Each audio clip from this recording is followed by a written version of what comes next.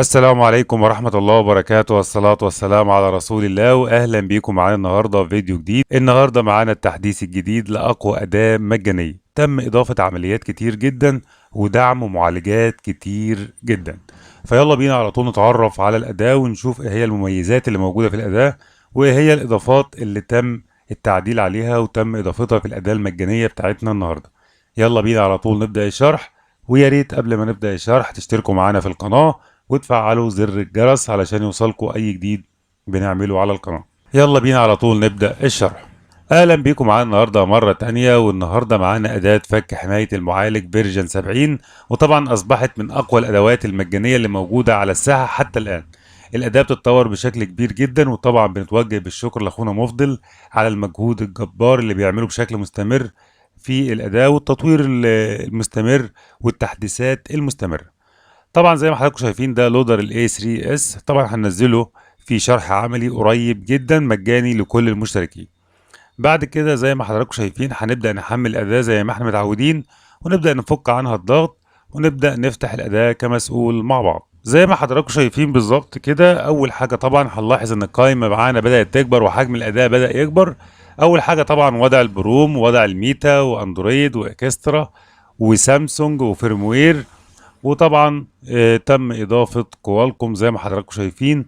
وبما إن أخونا مفضل مميز في البرمجة وفي الأدوات بتاعته، فأعرف إن واجهة كوالكوم هتكون من أقوى الواجهات الموجودة في الأدوات المجانية زي ما حضراتكم شايفين بالظبط. تعالوا ناخد فكرة سريعة عن التحديث الجديد علشان الناس اللي ما حضرتش شروحات معانا قبل كده. أول حاجة وضع البروم، ووضع البروم طبعا هو أول حاجة فيه إيقاف حماية المعالج، عمل ضم كامل لملف البري لودر، عمل كراش او تثبيت لتعريفات البروم. لو في اجهزه ما بتقراش معاك او بتقرا معاك وتختفي بسرعه، تقدر تعمل لها تثبيت للتعريف، وهو ده معنى كلمه كراش بري لودر، يعني ثبت لي تعريف البروم علشان ما يختفيش بسرعه واقدر اتحكم في الجهاز. طبعا بعد كده اعاده تشغيل الى وضع الميتا مود، هتلاقي كل العمليات اللي احنا اتكلمنا عليها بشكل مفصل في فيديوهات قبل كده. هنروح لوضع الميتا مود، ووضع الميتا مود من اقوى الاوضاع اللي موجوده في الاداه، او من الحاجات اللي بتميز الاداه بشكل كبير جدا جدا.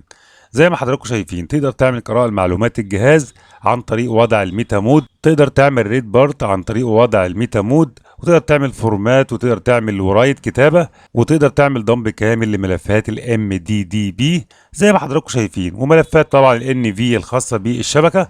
تقدر تعمل كل حاجة خاصة بأجهزة الام تي كي ومعالجات عنيدة تقدر تعملها بضغطة واحدة من خلال وضع الميتا مود زي ما حضراتكم شايفين. مش هنطول عليكم لاننا شرحنا الاداء اكتر من مره، يعني احنا مع الاداء من اول تحديث تقريبا بنشرح كل تحديثات الاداء، لكن طالما في تحديث جديد نزل لازم ناخد فكره سريعه عنه علشان تكون مواكب التحديثات الجديده وتعرف ايه هي تطورات في عالم السوفت وير. قائمه اندرويد واتكلمنا عليها قبل كده طبعا في الشرح اللي فات، وقلنا طبعا قراءه معلومات الجهاز في وضع الاي دي بي، قراءه معلومات الجهاز في وضع الفاست بوت، تقدر تعمل خروج من وضع الفاست بوت، تقدر بالنسبه لاجهزه شاومي تعمل انيبل لوضع الدياج في حاله انت مفعل الاي دي بي.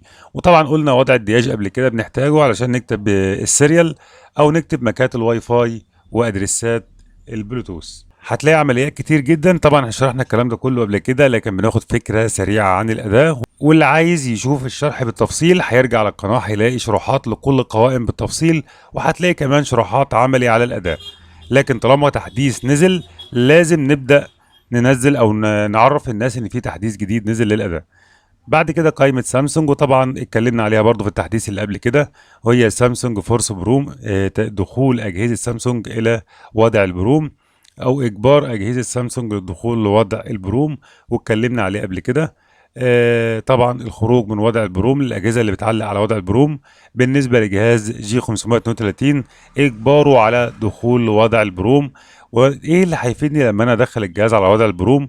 هتقدر تعمل اي عمليه انت محتاج تعملها بضغطه واحده وبطريقه سهله. فزي ما حضراتكم شايفين هنا بالنسبه لاجهزه سامسونج تقدر تعمل قراءه لمعلومات الجهاز قراءه كامله، فبالنسبه لاجهزه سامسونج تقدر تعمل ريد انفو او قراءه معلومات الجهاز بشكل كامل في وضع الداونلود مود.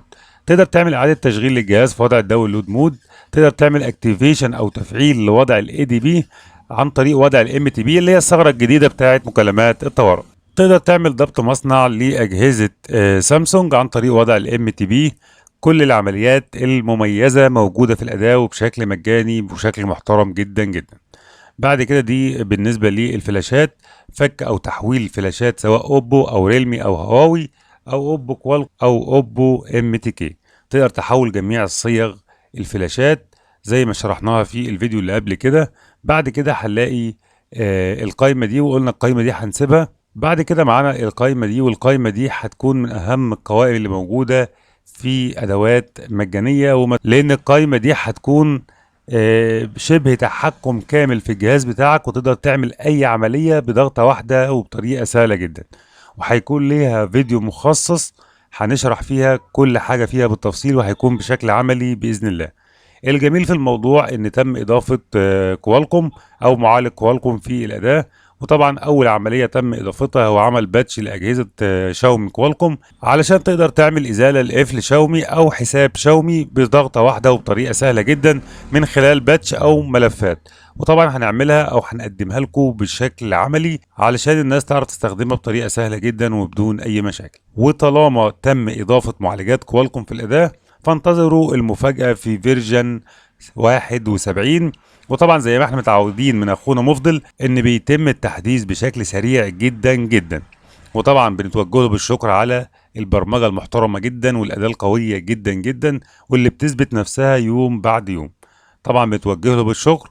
وطبعا بنستنى بإذن الله مزيد من الإعدادات في قائمة كوالكوم، ونبدأ نغير اسم الأداة بقى من ام تي كي ونسميها اسم تاني علشان تمشي مع معالج كوالكوم وام تي كي مع بعض.